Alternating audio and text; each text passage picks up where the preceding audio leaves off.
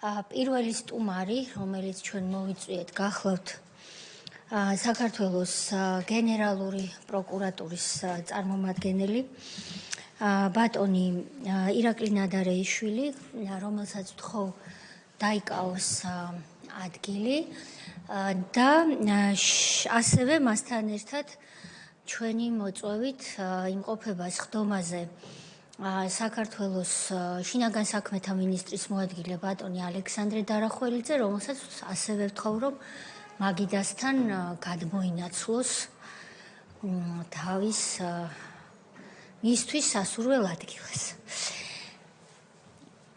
მოგესალმებით, ბატონო ირაკლი, თქვენ არაერთი წელია უკვე ხელმძღვანელობთ გენერალურ პროკურატურაში შექმნილ მართლმსაჯულების სისტემაში დაშვებული ხარვეზების საგამოძიებო დანაყოფს დეპარტამენტს. ძალიან ბევრმა უსამართლობამ გაიარა თქვენს ხელში.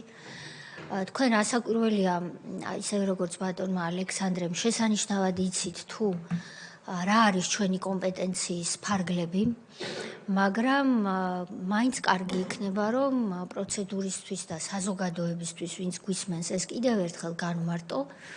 რის შემდეგაც თქვენ მოგეცემათ სიტყვა და თავისუფალი თხრობის პირობებში მოგვითხრობთ იმ ფაქტების შესახებ, რომელიც ამ წლების განმავლობაში თქვენს ხელში დაგროვდა. ჩვენი კომისია არის დროებითი სუბიექტი, ანგარიშვალდებულია პარლამენტის წინაშე და მას აქვს რამდენიმე ზღვარი დადგენილი, რასაც კომპეტენციის ფარგლებს უწოდებთ. ეს არის ჯერ ერთ-ერთი დროის ფარგლები. ეს არის 2003-2012 წლები. შესაბამისად, ჩვენ ყველა მომხსენებელს და მომავალშიც მოსაწვევ პირებს ვთხოვთ, რომ ამ პერიოდით შემოიფარგლონ. შესაბამისად, ჩვენ რომც გვაინტერესებდეს ჩვენი კომპეტენციის ფარგლებში არ შედის რა იყო 2003 წლამდე ან 2012 წლის მერე. ეს საზღვარი შემოგვიფარგლა პარლამენტმა და ასევე ორი კონკრეტული მიმართულება დაგვიდგინა. რეჟიმი და რეჟიმის პოლიტიკური თანამდებობის პირები. რეჟიმისა და ამ პირების საქმიანობა უნდა შევაფასოთ ჩვენ. შესაბამისად, რომ დავზოგოთ თქვენი, აი ამ ფარგლებში რომ გვესაუბროთ და გამოწვევებზეც თუ ჩათვლით საჭიროთ რომ გითხრათ. მაგალითად, მე გამოწვევა ერთ-ერთი რაც მახსოვს, ვინაიდან მქონდა პატივი თქვენ სისტემაში მემსახურა 8 წლის მანძილზე, 2012 წლის ოქტომბრიდან რეალურად ათასობით საჩივარი განცხადება შემოდიოდა იუსტიციის სამინისტროში და არანაკლები მაშინდელ მთავარ პროკურატურაში და როდესაც ჩვენ დავიწყეთ მაშინ სამინისტროში ამ საჩივარ განცხადებების დახარისხება, აღმოჩნდებოდა ხოლმე, რომ იმდენად დიდი იყო უსამართლობის განცდა, რომ ერთი და იმავე საჩივრით მოგმართავდა მსხვერპლი, მისი ადვოკატი, მსხვერპლის ოჯახის წევრი და შესაბამისად იყო ხოლმე დუბლირებები. მეორეს მხრივ აღმოჩნდებოდა ხოლმე, რომ ერთ საჩივარ განცხადებაში იყო მრავალი პირის შესახებ დანაშაულებზე ინფორმაცია. შესაბამისად, ეს მრავალპირიანი საქმე იყო. და ჩვენ ვამბობდით მაშინ მახსოვს ვჯელობდით, რომ ერთი საჩივარ განცხადება სინამდვილეში ერთი საჩივარ განცხადება არ არის და არის 10-12 ან მეტი, იმიტომ რომ არაერთ პირს ეხებოდა. ასევე შესაძლოა ყოფილიყო ერთი პირის შესახებ, მაგრამ მრავალეპიზოდიანი და ასე შემდეგ და ასე შემდეგ. ანუ სტატისტიკა თავისთავად ყოველთვის იყო ჩვენთვის გამოწვევა, მაგრამ მთავარი არის მაინც ფაქტები. ამიტომ რა მასშტაბი დაინახეთ თქვენი მუშაობისას, რასთან ჰქონდა 2013-12 წლებში საქმე? რა ხასიათის ბუნების დანაშაულები იყო, კატეგორიები?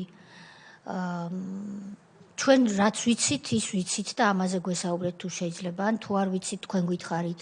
ჩვენ ვიცით მაგალითად წამების საქმეები, ვიცით უსამართლოს-ასამართლოს საქმეები, ვიცით სიცოცხლის უფლების ხელყოფის საქმეები, იცით ქონებების ჩამორთმევის საქმეები.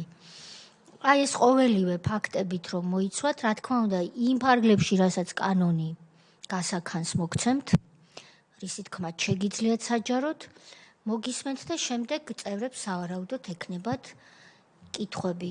თუ ბატონ შინაგან საქმეთა მინისტრის მოადგილეს, იმიტომ რომ ასე ვთქვათ, გამოძიება და პროკურატურა ეს არ არის ერთმანეთისგან შორს მდგარი სფეროები. რბილად რომ ვთქვა, ექნება სურვილი რომ რომელიმე კითხვას თავადაც უპასუხოს, ეს მხოლოდ და მხოლოდ წაადგება ჩვენს მუშაობას და სანამ მოგცემთ სიტყვას, მე მინდა თქვენს ხელმძღვანელებს, საქართველოს გენერალურ პროკურორს, ასევე საქართველოს შინაგან საქმეთა მინისტრს უღრმესი მადლობა გადავუხადო ამ პროცესში მონაწილეობისთვის, თქვენი ჩვენს წინაშე წარმოდგენისთვის და ხაზი გავუსვა იმ ძალიან მნიშვნელოვან წვლილს, რომელიც პირველ რიგში შინაგან საქმეთა მინისტრსა და სამინისტროს პროკურატურასთან ერთად შეაქვს იმ დიდ საქმეში, რასაც ქვია დღევანდელ საქართველოში, ჩვენ სახელმწიფოში, ქვეყანაში სტაბილურობის უზრუნველყოფა. ეს არ არის მარტივი საქმე, ამიტომ თითოეულ პოლიციელს პირველი პირის ჩათვლით და თქვენ ასევე მინდა რომ დიდი მადლობა გითხრათ დასაწყისშივე. დასასრულს კიდე გადაგიხდით მადლობას მონაწილეობისთვის. გისმენთ ბატონო ირაკლი. მოგესალმებით ქალბატონო თია, მივესალმები კომისიის წევრებსა და ამსა საზოგადოებას. წარმოგიდგენთ ჩემდამი დაქვემდებარებული დეპარტამენტის ანგარიშსაც და წარმოგიდგენთ ერთიან სურათს საქართველოს გენერალურ პროკურატურის საგამოძიებო დანაყოფების მიერ გატარებული სამუშაოებისა, რომელიც უფრო თვალსაჩინოდ გახდის იმ შედეგებს, რომელიც მიღებულია დღემდე. როგორც მოგეხსენებათ, 2015 წლის მარტის თვეში საქართველოს გენერალურ პროკურატურაში შეიქმნა სამართალწარმოების პროცესში ჩადენილი დანაშაულის გამოძიების დეპარტამენტი. მისი ფუნქცია განისაზღვრა 2012 წლამდე ჩადენილი შესაძლო დანაშაულებრივ ფაქტებზე, მათ შორის წამების, არაადამიანური და დამამცირებელი მოპყრობის, ასევე იძულებით ქონების ჩამორთმევის ფაქტების შესწავლა, გამოძიების წარმოება სახელმწიფო ბრალდების მხარდაჭერა სასამართლოებში. დეპარტამენტის წარმოებაში დღეის მდგომარეობით 422 სისხლის სამართლის საქმეა. თქვენ ახსენეთ ქალბატონო თია, რომ რამოდენიმე 1000 განცხადებები, არაერთი 1000 იყო იმ პერიოდში დაგროვილი და გადმოგზავნილი აღნიშნულ დეპარტამენტში. ნამდვილად ასე იყო და ნამდვილად გეთანხმებით იმაში, რომ რიგ შემთხვევებში დუბლირება ხდებოდა, როდესაც ერთ-იგივე პირი მიმართავდა მაგალითად საქართველოს პრეზიდენტს, პარლამენტის თავმჯდომარეს, იუსტიციის მინისტრს, გენერალურ პროკურორს. ჩვენი დეპარტამენტის მიერ მოხდა ასეთი განცხადებების დახარისხება, სისტემატიზაცია და სპეციფიკის მიხედვით დალაგება, რათა უფრო გაადვილებულიყო შემდგომ მათზე სამართალწარმოება. თავდაპირველ ეტაპზე აღნიშნული განცხადებები დახარისხდა და მოექცა 485 სისხლის სამართლის საქმის ფარგლებში. ეს იმას ნიშნავს, რომ თითოეული სისხლის სამართლის საქმის ნომრის ქვეშ იყო არაერთი სავარაუდო დანაშაულებრივი ეპიზოდი. მაგალითისთვის რომ მოგიყვანოთ, მაგალითად საქართველოს პარლამენტიდან გადმოგზავნილი იქნა დადგენილება პოლიტმატყნეების და პოლიტდევნილების ცნობის შესახებ. აღნიშნული იყო 190 პირზე და პლუს პოლიტდევნილები 25 პირზე.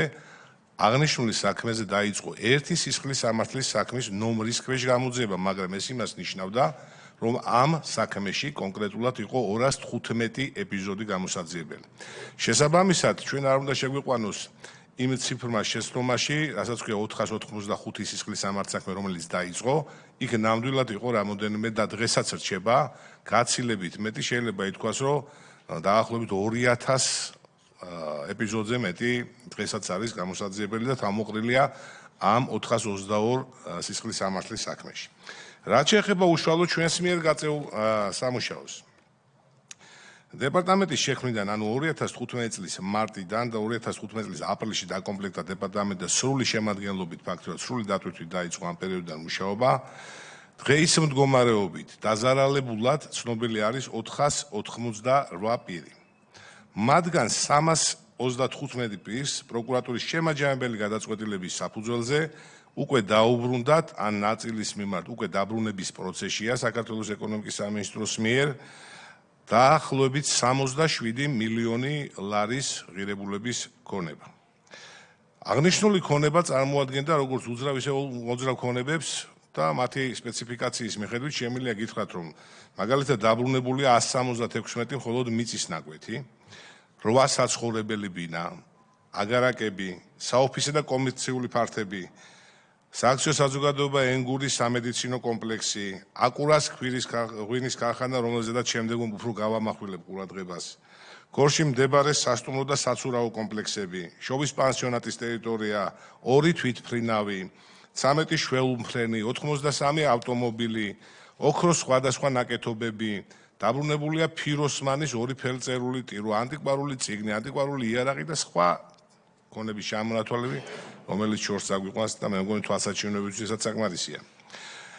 რაც შეეხება დამატებით ფუნქციას, 2016 წლის 24 ივნისს სისხლის სამართლის საპროცესო კოდექსში განხორციელებული ცვლილებები გახდა კანონიერ ძალაში შესული გამამტყუნებელი განაჩენების გადასინჯვის ეფექტიანი და სწორი სამართლებრივი მექანიზმი. აღნიშნული საკანონმდებლო ცვლილებების შემდეგ დეპარტამენტმა დაიწყო არაერთ სისხლის სამართლის საქმეზე გამოძიება, რომლის ფარგლებშიც უფლებების არსებითად დარღვევის ფაქტზე მიჩნეული იქნა 124 ყოფილი მსჯავრდებული და მინდა გითხრათ, ეს პირები დღეს გამართლებული არიან. გარდა ამისა, გენერალური პროკურატურის სამართალწარმოების პროცესში ჩადენილი დანაშაულის დეპარტამენტის პროკურორები გადიოდნენ სხვა სისხლის სამართლის საქმეებზე. მაგალითად, 19 პირის მიმართ, რომლიდანაც 13 ატარებდა პოლიტპატიმრის სტატუსს, ჩვენ ჩავერთეთ ამ საქმეებში, ცანით მათი უფლებების არსებითად დარღვევის ფაქტები, უარი ვთქვით სახელმწიფო ბრალდების ხარდაჭერაზე და შესაბამისად ამ პირებზეც დადგენილი იქნა გამამართლებელი განაჩენი. საერთო სურათის წარმოსადგენად, საერთო ჯამში დღეის მდგომარეობით გამართლებულია უკვე 153 ყოფილი მსჯავრდებული, მათგან 53 პირი ატარებს პოლიტპატიმრის სტატუსს. დეპარტამენტის მუშაობის შედეგად ასევე გახსნილი იქნა ცემა-წამებისა და არადამიანური მოპყრობის 22 სხვადასხვა ფაქტი. დეპარტამენტის მუშაობის შედეგად მხილებული იქნა 98 საჯარო მოხელე. სისხლის სამართლებრივი დევნა დაწყებული იქნა 31 მაღალი და უმაღლესი თანამდებობის პირის მიმართ. დისკრეცია გამოყენებული იქნა 52 პირის მიმართ, განრიდება 6 პირის მიმართ, დევნის არ დაწყების დადგენილება გამოტანილი იქნა 8 პირის მიმართ გარდაცვალების ფაქტზე.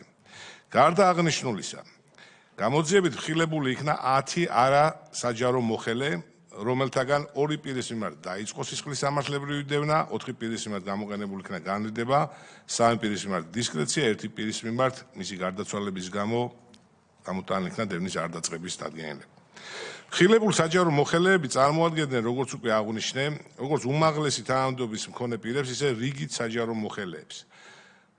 გაცხადებული სახელმწიფო სისხლის სამართლის პოლიტიკის თანახმად და ამ დეპარტამენტის შექმნისთანავე დაანონსდა, რომ მათ ისინი ვინც ითანამშრომლებდა გამოძიებასთან, ხელს შეუწყობდა აანაზღაურებდა ზიანს, ნებაყოფლობით, ასევე დაეხმარებოდა გამოძიება სხვა რთული და მრავალეპიზოდიანი საქმეების გახსნაში და გამოძიებაში, მათ მიმართ გამოყენებული იქნებოდა საპროცესო კანონმდებლობით გათვალისწინებული შეღავათები. და სწორედ რიგითი საჯარო მოხელეების თანამშრომლობის შედეგად ასე თუ ისე გამარტივდა და შესაძლებელი გახდა მაღალი თანამდებობის პირების მხილება. თვალსაჩინოებისთვის რომ წარმოგიდგინოთ, დეპარტამენტის მუშაობის შედეგად მაგალითად ყოფილი გენერალური პროკურორი ზურაბ ადეიშვილი 3 სხვადასხვა სისხლის სამართლის საქმეზე იქნა პასუხისგებაში მიცემული და დღეის მდგომარეობით 3 საქმეზე დამდგარი არის გამამტყუნებელი განაჩენი. შეგახსენებთ, რომ ესენი იყოს ღვინის ქარხანა აკურას იძულებით დათმობის ფაქტი, ტელეკომპანია იბერიის იძულებით დათმობის ფაქტი და კობა დავითაშვილის თავისუფლების უკანონო აღკვეთისა და მასზე განხორციელებული ძალადობის ფაქტი. მე მოხსენების დასაწყისში ვთქვი, რომ აკურაზე შევშერდებოდი ღვინის ქარხანა აკურაზე და რატომ. ეს საქმე დეპარტამენტის პრაქტიკაში იქცა ერთ-ერთ ყველაზე თვალსაჩინო მაგალითად, როდესაც სახელმწიფო სტრუქტურები, მათ შორის სამართალდამცავი ორგანოები ერთმანეთთან კოორდინირებულად შეთანხმებული მუშაობის შედეგად ახდენდნენ კერძო საკუთრებაში არსებული ქონებების მიქცევას სახელმწიფო საკუთრებაში. კერძოდ, როგორც მოგეხსენებათ, იყო საქართველოს საზღვაო ბანკი აჭარის ტერიტორიაზე და იმჟამინდელმა ხელისუფლებამ გადაწყვიტა აღნიშნული ბანკის ლიკვიდაცია, როგორც ძველი ხელისუფლების, ანუ ასლან აბაშიძის ხელისუფლებასთან დაკავშირებული პირების და ზოგიერთი თანამდებობის პირების ინტერესების სფეროში შემავალი საბანკო სექტორის.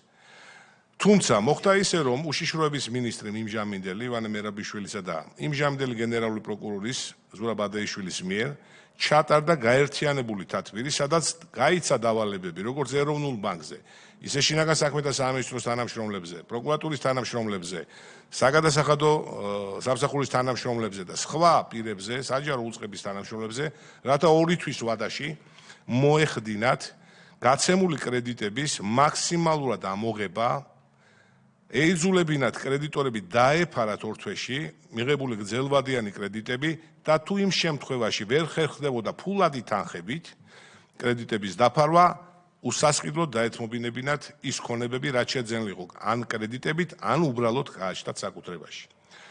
ხოლო სალიკვიდაციო ანგარიში შექმნილი იქნა აჭარის ეროვნული ბანკის ფილიალში.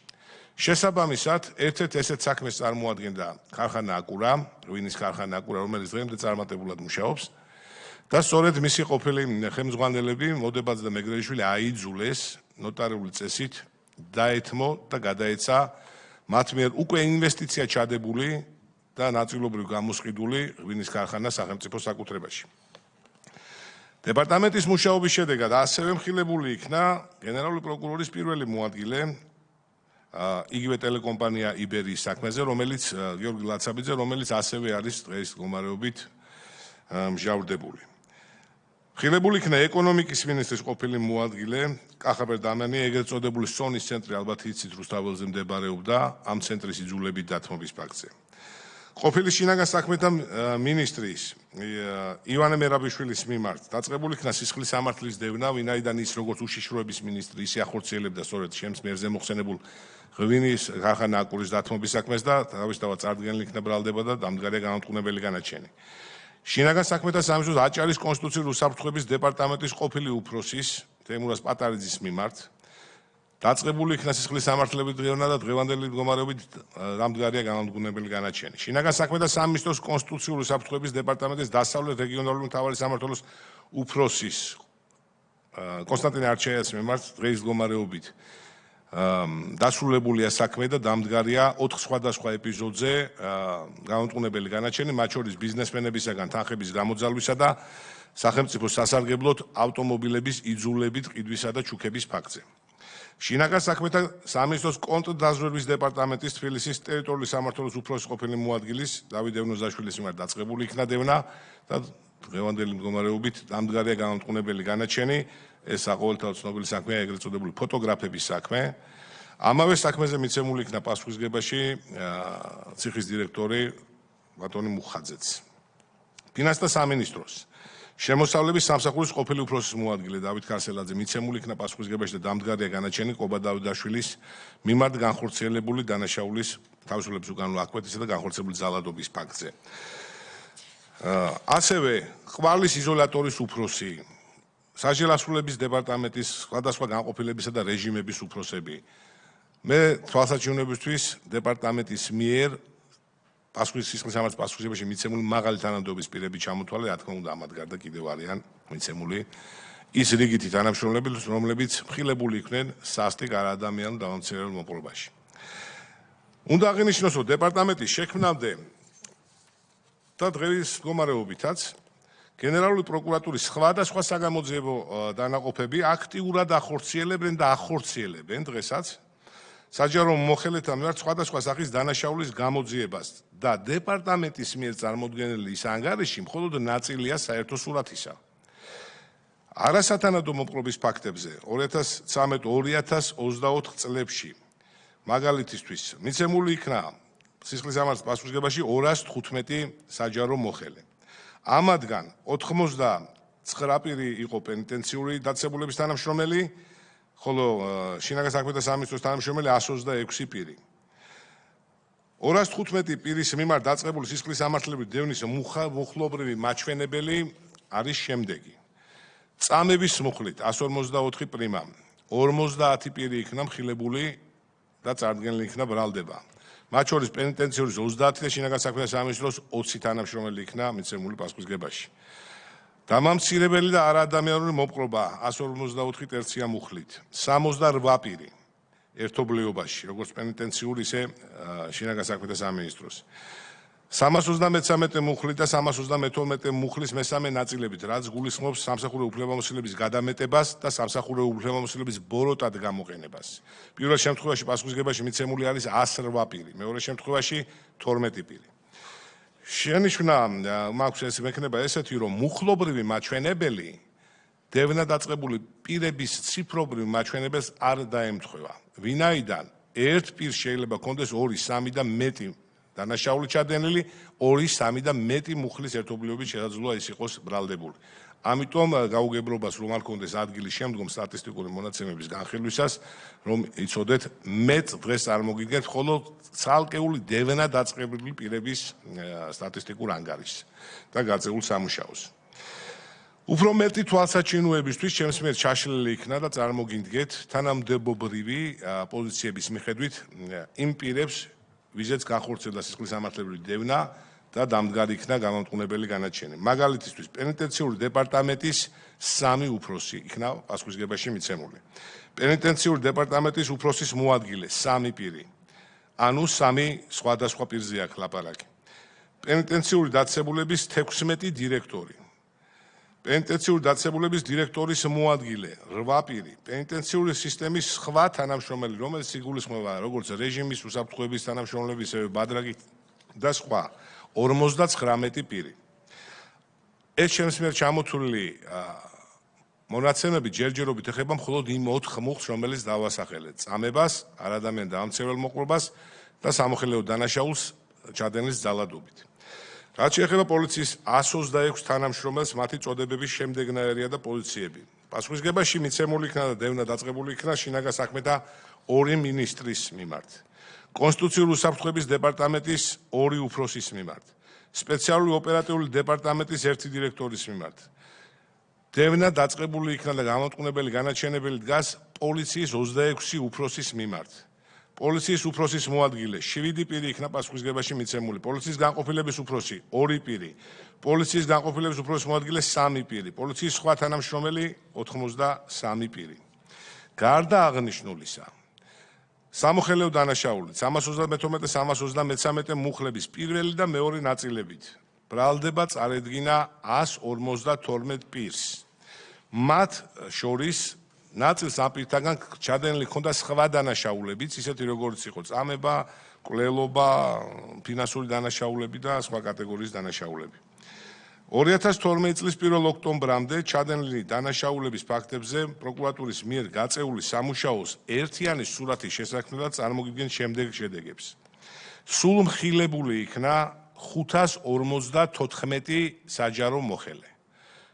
როგორც გენერალური პროკურატურის, პენიტენციური სისტემის, პოლიციის, ასევე კონსტიტუციური უსაფრთხოების ერთობლივი ციფრი არის ეს. ანუ 554 პირის მიმართ პირი იქნა მხილებული. სისხლის სამართლის დევნა, სამართლებრივი დევნა დაწყებული იქნა 398 პირის მიმართ. განრიდება დისკრეცია გამოყენებული იქნა 157 პირის მიმართ. დევნის არ დაწყება გარდაცვალების გამო 8 პირის მიმართ. ხანდაზმულობით შეწყდა 1 პირის მიმართ. ამ მონაცემებში უკვე შესულია სამართალწარმოების პროცესში ჩადენილი დანაშაულის დეპარტამენტის მაჩვენებელიც. აქვე თქვენს ყურადღებას გავამახვილებ იმ ფაქტორზე, მოხელეთა მიერ ჩადენილი დანაშაულების ფაქტები არის გაცილებით მეტი.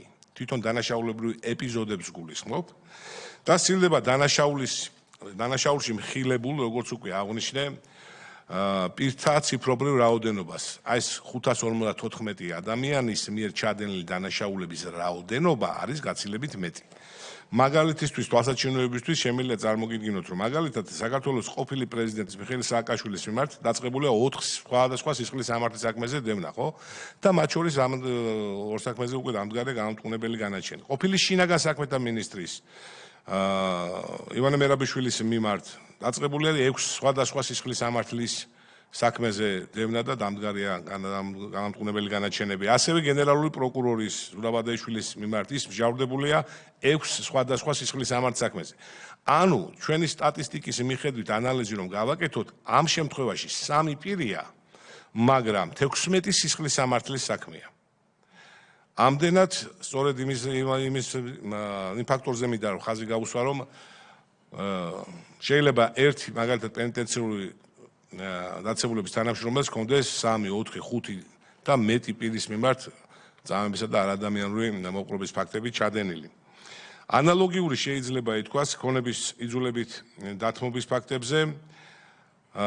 ამდენად ზუსტი სტატისტიკა თუ რამდენი დანაშაულებრივი ეპიზოდი და ფაქტი იქნა გახსნილი, ახლა თქმა ძალიან ძნელი იქნება, ვინაიდან არის მიმდინარე საქმეებიც, მაგრამ ერთობლივი რაღაც საერთო სურათის შესაქმნელად ვგონებ ჩემს მიერ წარმოდგენილი სტატისტიკა საკმარისი არის.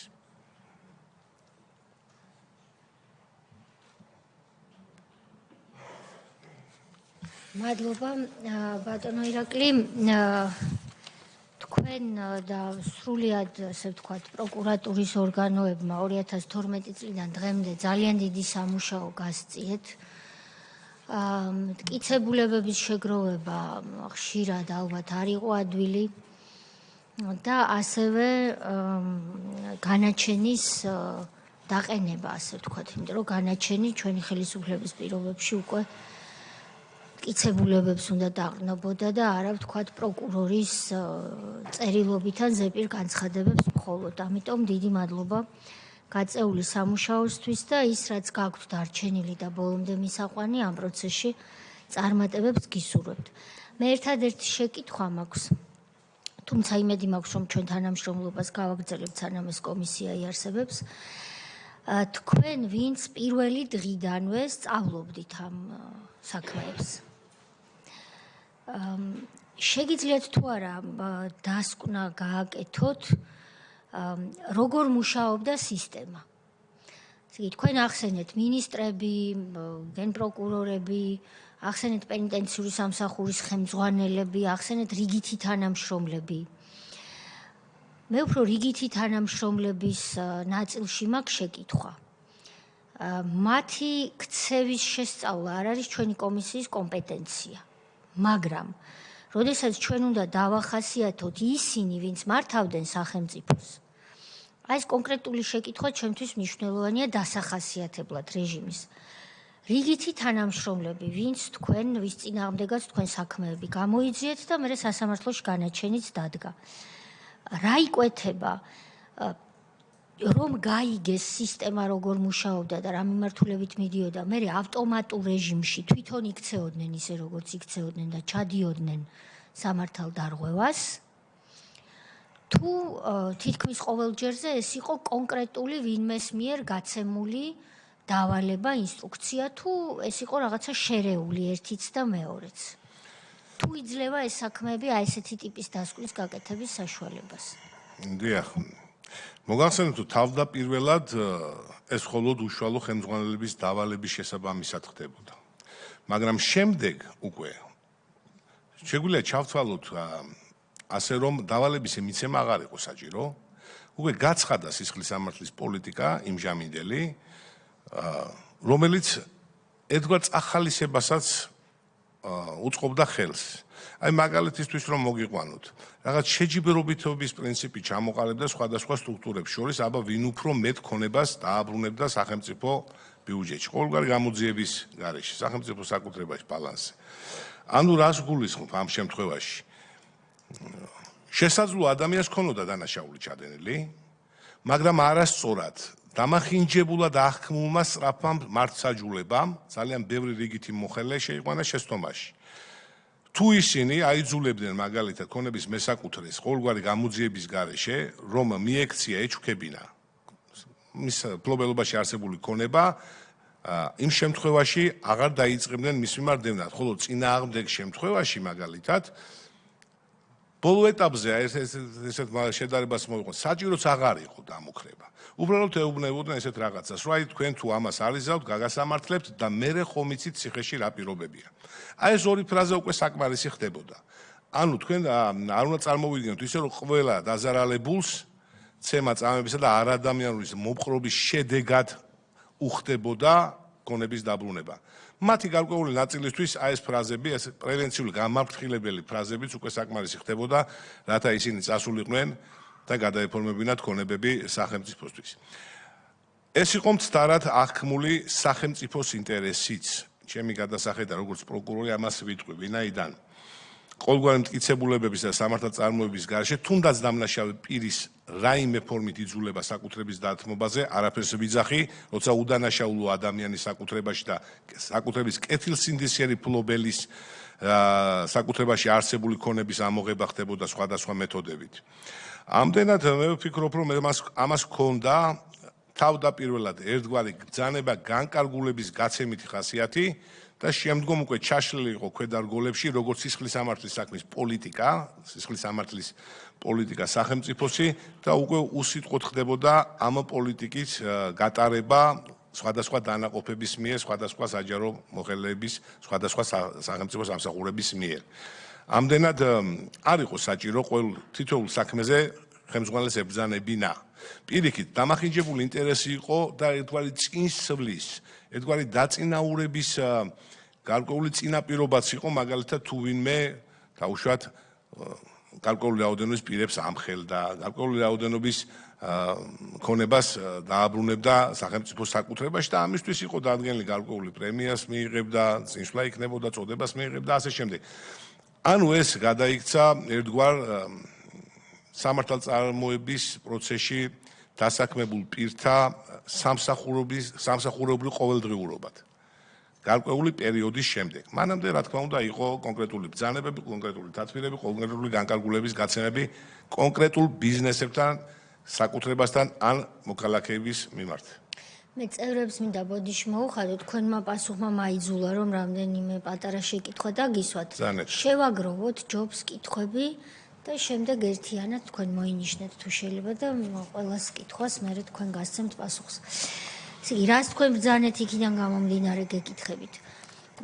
ქონებრივ მიმართულებით გასაგებია, რომ ერთხელ განისაზღვრა სისხლის სამართლის პოლიტიკა, თავიდან შეიძლება გაუჭირდათ ქვედარგოლებს იმის გაგება, რა ტიპის სახელმწიფო ინტერესია, რომ ადამიანს უნდა წაართვა ის, რაც მას აქვს, ანუ საკუთრება, მაგრამ შემდეგ ეს შეირაცხა როგორც სახელმწიფო ინტერესი და უკვე ავტომატურ რეჟიმზე გადავიდა. იგივე იყო წამებასთან და ადამიანურ მოპყრობასთან დაკავშირებით თუ არა, საქმებიდან რა ჩანს, ანუ ერთხელ, ორჯერ, სამჯერ ხელმძღვანელმა თქვა, რომ შეიყვანეთ და მიხედეთ, ხო, ილად რომ ვთქვათ, პენიდი სასჯელა მაშინილ სასჯელა ხსურების სისტემაში და მერე უკვე ქვედარგოლებმა გაიგეს, რომ ასე იმართება სასჯელა ხსურების სისტემა და იქ კონკრეტული დავალება აღარ იყო საჭირო, ეს ერთი. მეორე, ამ საქმეების გამოძიების ფარგლებში რა დასკვნის გაკეთება შეგიძლიათ თქვენ მსხვერპლების, ანუ დაზარალებულად ცნობილი პირების თქვენ შემთხვევაში, მეუღლეებსა და ადვოკატებზე. ანუ შეიძლება ჩვენ ვთქვათ, რომ სისტემატურად, როდესაც ვთქვათ, ბიზნესმენს ართმევდნენ ქონებას, მის წინააღმდეგ ერთ-ერთი არაღად გამოყენებული იყო მეუღლე,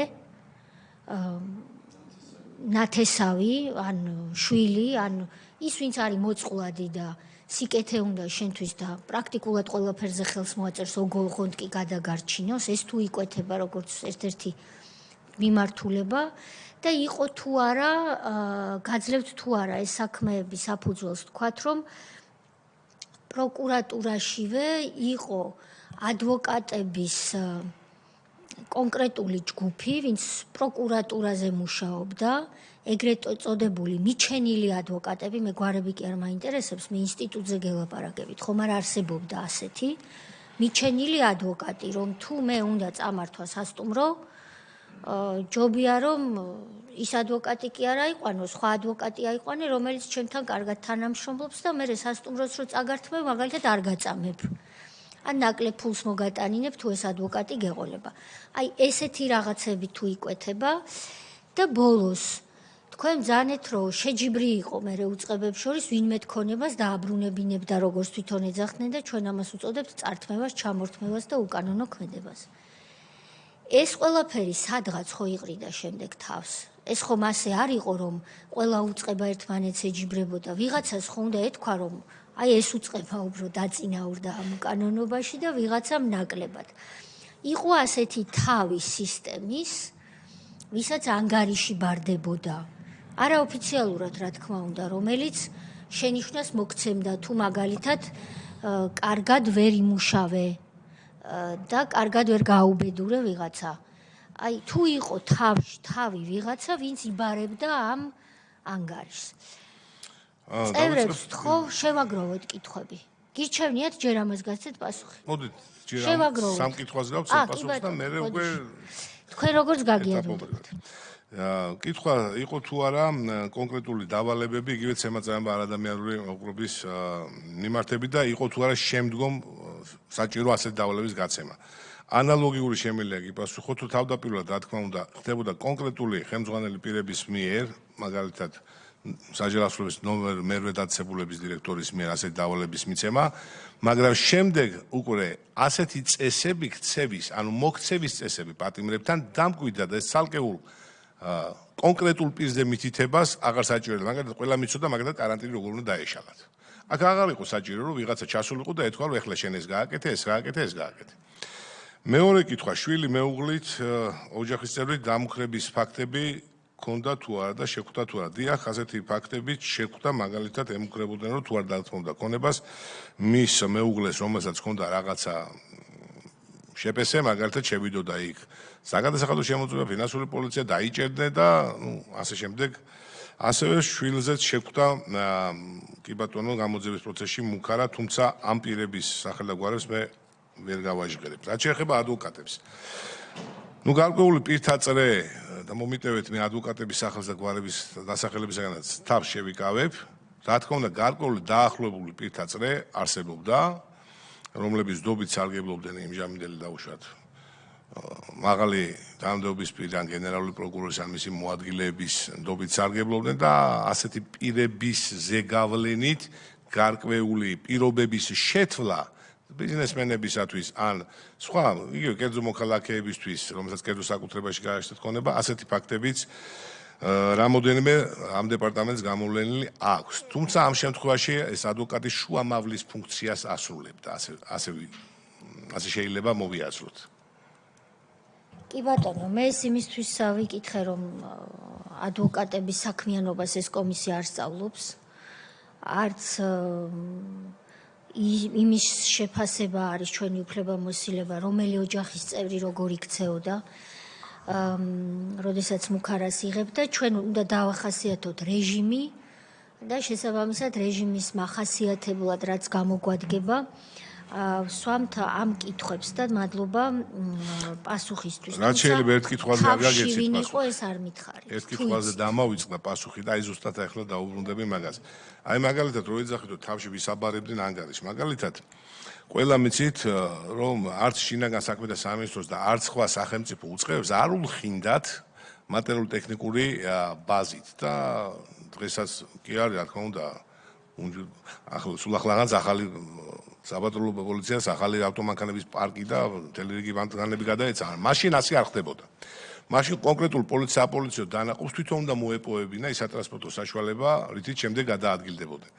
ამიტომ რა თქმა უნდა საბოლოო ანგარიში რომ მაგალითად 20 მანქანა შეიძინა ბჭყალებში, ასე ვთქვათ, გადაფორმდა შინაგან საქმეთა სამინისტროს და აქედან დაუშვათ 5 უნდა დაბრუნდეს კონკრეტულ რეგიონში ან რაიონში, რათა მოხდეს სატრანსპორტო საშუალებებით პოლიციის უზრუნველყოფა, ასეთი ანგარიშები რა თქმა უნდა პირველ პირებთან მიდიოდა. ძალიან ბევრი ავტომობილი იქნა კერძო მესაკუთრებისაგან ჩამორთმეული, გადაფორმებული ან იძულებით ნაყიდი და ნაჩუქები კონკრეტულ სამართალდამცავ სტრუქტურებზე და აქ მარტო პოლიცია არ გეგონოთ, ყველგან იშლებოდა ასეთი სურათი და შესაბამისად ეხლა როცა ავტოპარკი ახლდება და ივსება ასეთი ანგარიში თავისთავად ლოგიკურია რომ ავიდეს პირველ პირებთან. დიდი მადლობა ბატონო ირაკლი, ძალიან საინტერესო მოხსენება იყო. უზარმაზარი სამუშაო გაქვთ გაწეული, ზღვა ინფორმაცია დამუშავებული, მაგრამ ამ სტატისტიკის მიმართ აქ რო ესე მშრალად არის მოწოდებული, ყველანი კარგად ხვდებით, რამდენი ადამიანის ტრაგედია დგას, რამდენი წართმეული სიცოცხლე, რამდენი ნაწამები ადამიანი და წართმეული ჯანმრთელობა, წართმეული ქონება და განადგურებული ადამიანები, რომლებსაც მთელი ცხოვრება რაც უწვალია თუცება ერთი ხელის მოწერით იქნა წართმეული. ხა თქვენს პასუხი გაეცით და რაღაცნაირად კითხვებიც მაქვს, მაგრამ რაღაცა თვითონ ის სისტემა რო დავახასიათოთ ჩემი თვალსაზრისით.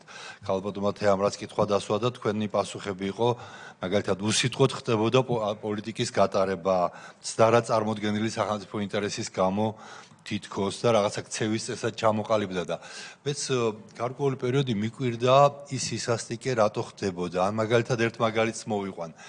ქალბატონი აღმოვაჩინეთ ციხეში 65 წლის ქალი, მე-12 დაწესებულება იყო მაშინ მე მგონი ეს, სადაც ქალბატონები იყვნენ, რომელსაც თაღლითობა ჰქონდა ჩადენილი რამდენიმე ეპიზოდი. სულ ლაპარაკი არის 2700 ლარის ღირებულების, ზარალი რაც მიადგათ დაზარალებულებს და თუ არ ჩავთვლით ორ კონკრეტულ ეპიზოდს, სადაც ფულზე იყო დანარჩენი იყო, აი მართლა ერთი ტომარა ფქვილი რო ისესხა და ვეღარ ჩაასესხა მე ან აღარ ჩაასესხა თაღლითობაში ჩაუთვალეს ყოველ შემთხვევაში. 25 წელი ციხე 17500 ლარი ჯარიმა ბიუჯეტის სასარგებლოდ და ეს 2700 ლარი ზიანის ანაზღაურება დაზარალებულებისთვის. აი არანაირი პოლიტიკური ინტერესი ამ ხალხის მიმართ არ არსებობდა. რატომ უნდა ქონოდა სახელმწიფოს ასეთი პოლიტიკა ვფიქრობდი? აი ის გაიდლაინები რა იყო, რომლის მიხედვითაც არც მოსამართლეს ქონდა რაიმე თავისუფლება, არც პროკურორს პირდაპირ უნდა მიესაჯათ და ნუ ჩემი ახსნა არის შემდეგი ქალბატონო თქვენს კითხვაზე რომ შიში უნდა ყოფილიყო რომ ვისაც სახელმწიფოსთან შეხება ექნებოდა, ვისაც სამართალდამცავთან შეხება ექნებოდა, ან უნდა დაეთმო რასაც ეთყოდნენ, ან უნდა იცოდა რომ მას მომავალი არ ქონდა და აი ამ ეს შიში მუშაობდა შემდეგ უკვე. ვიღაცას ბიზნესმენს რომ მიადგებოდნენ რომ ეთყოდნენ რომ შენ ახლა 3000 ლარი 3 მილიონი ლარი უნდა გადაიხადო რაღაც კონკრეტულში, ის თუ დაიწყებდა რომ იცით რა ამდენი საშუალება არ მაქვს და იქნებ 2.5-ზე შევთანხმდეთ, მეორე დღეს მას აღარ ელაპარაკებოდნენ იმ 3 მილიონზე. ან ეთყოდნენ რომ 6 გაქვს გადასახდელი, ან მედიხარ ციხეში. რომ მოლაპარაკებას ის არ გაებედა არავის. ეს არის სისტემა ქალბატონთია და ამ სისტემის შემქმნელი არის ერთი ადამიანი, ამას ქვია მიხეილ სააკაშვილი. ამ სისტემის რამდენიმე ხერხემალი ყავდა, თქვათ ვანო მერაბიშვილი, ზურაბადეიშვილი, ვინც წარმოადგენდნენ ამ ყველაფერს. ხერხემალის მათი მოგონილი სიტყვა, ხო? ეხლა სააკაშვილი რო ვახსენე, სააკაშვილთან დაკავშირებით, უბრალოდ ეს არის ადამიანი, რომელიც ამბობდა, რომ 7 ნოემბერს მე არაფერი არ გამიგიაო. მეძინაო იმ დროს, როცა ეს ამბავი მოხდაო და იქ იყო გამოყვანილი ჯარი, თავდაცვის სამინისტროს ნაწილები, შინაგან საქმეთა სამინისტროს ნაწილებთან ერთად. იქ იყო გამოყვანილი სასჯელახსულების სპეცრაზმი. ვერავინ ვერ გამოიყვანდა ამას პრეზიდენტის გარდა. თავი რო დავანებოთ, რომ ყველამ ვიცით, რომ ეს უბრალოდ იტყვებოდა და სხვისთვის გადაბრალება უნდოდა. მტკიცებულებაა, ხო? ამიტომაც ამ ყველაფერს ყავს ერთი სახელი და გვარი, რომელიც ამ ყველაფრის შემქმნელი იყო. ეს ზოგადი რაც მინდოდა. ეხლა რამდენიმე კონკრეტული თემაც მაქვს. პირველი არ ეხება უშუალოდ თქვენი დეპარტამენტის მუშაობას, მაგრამ თქვენ თქვით, რომ მოდიხართ ზოგადად იმ სამუშაოთი, იმ ანგარიშით, რომელიც არის წარმოდგენილი გაკეთებული ამ წლების განმავლობაში პროკურატურაში მთლიანად და ერთი ესეთი კონკრეტული თემა მაქვს. 2006-9 წლებში უკრაინიდან სახელმწიფო საწარმო სპეც ექსპორტის ხაზით შემოტანილია დიდი რაოდენობით შეარაღება, რომელიც არ იყო კონდიციური, ან განმარტოთ ჩვენი მოქალაქეებისთვის ეს იყო უარგისი, ხშირ შემთხვევაში ჩამოწერილი, საომრად უარგისი ტექნიკა, რომელზეც გადახდილია უფრო ძვირი, ვიდრე ის ახალი ეღირებოდა, მით უმეტეს უარგისი. მე რამდენადაც ვიცი, სისხლის სამართლის საქმე აღძრულია და ძალიან მაინტერესებს რა ეტაპზეა ეს საქმე, მით უმეტეს ეს არის თემა, რომელზეც თავის დროზე ჯერ კიდევ წინა ხელისუფლების პერიოდში საერთაშორისო პრესაში გამოქვეყნდა რაღაცა მასალები, რაღაც ჟურნალისტური გამოძიებები, რაღაც საერთაშორისო თაღლითობაზე იყო ლაპარაკი და ძალიან ბევრი ადამიანი იყო ჩართული, მათ შორის ყოფილი მინისტრი კეზერაშვილი, შეავდებული უკვე საქართველოს მართლმსაჯულების მიერ და ბრალდებული რამდენიმე საქმეზე და ცხადია ამაშიც დარწმუნებული ვართ, რომ აქ კეზერაშვილი მარტო ვერაფერს ვერ იზამდა, რო არ ხოვდოდა მფარველი მაშინდელი პრეზიდენტის სახით. ძალიან მაინტერესებს აი ეს საკითხი გამოძიებაში რა ეტაპზეა, შეიძლება დღეს არ გქონდეთ თქვენ ამაზე პასუხი, თუმცა დაგვაინტერესებს ქალბატონო თეა პროკურატურიდან ამაზე მასალები და მე ვფიქრობ, რომ ჩვენმა კომისიამ ამაზე ბევრი უნდა ვიმუშაოთ. ერთი კონკრეტული თემა მაინტერესებს, ეს არის თქვენ ლაპარაკობდით წამების საქმეებზე, ზილების რევოლუციად წოდებული საქმე, სადაც დაკავებული იქნა არაერთი ადამიანი, აბსოლუტურად შეთითხნილი ბრალდებებით, ზოგიერთი მათგანი გამოვიდა შემდეგ სწორედ როგორც პოლიტიკური პატიმარი საპატიმროდან, მას შემდეგ რაც ჩვენ გავიმარჯვეთ და თითოეული ეს ადამიანი იყო უსასტიკესად ნაწამები. ესენი არიან ჩემი თანამებრძოლები, ჩემი თანაპარტიელები მაშინ, ჩემი მეგობრები და კარგად ვიცი მათი საქმეები. აი, ისეთი წამებები გაიარეს, რომ არ თითქოს შეჩვეული ვართ რაღაცებს, მაგრამ აი რომ მოვიწვიოთ სხდომაზე და თვითონ მათ მოვაყოლოთ, უბრალოდ მოსმენა არის შეუძლებელი, შემზარავი ამბებია და კარგი იქნება დამიკავშირდნენ სხვათა შორის ეს ადამიანები და თქვენს რომ მზად არიან მოვიდნენ და მოგცენ ჩვენებები კომისიის ფარგლებში და ესეც არის ერთი ისეთი საქმე, რომელზეც ასევე გამოძიება არის მნიშვნელოვანი. მე არ ვიცი ახლა ვიცი რამდენად შეიძლება ეს საქმე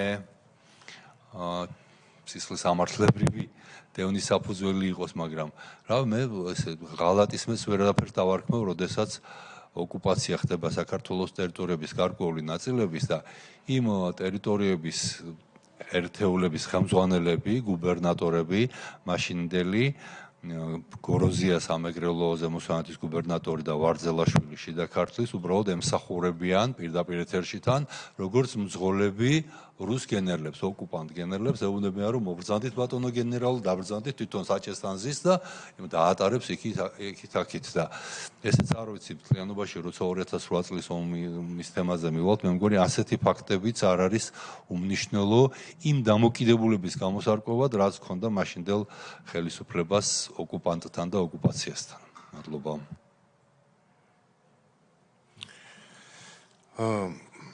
ბატონო, რაც შეეხება პირველ კითხვას.